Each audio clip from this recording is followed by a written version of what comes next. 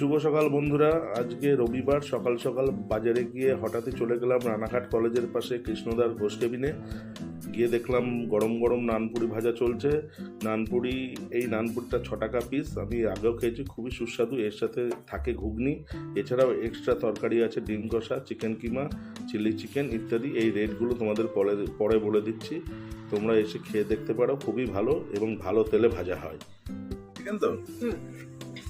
ডিম কষা, চিলি চিকেনটা কত টাকা প্লেট? 20 টাকা প্লেট, এক পিস কাঁচা।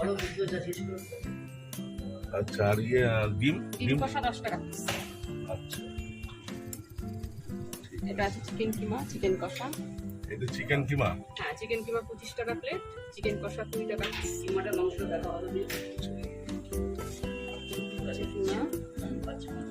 চিকেন কিমা, তাই তো? হ্যাঁ।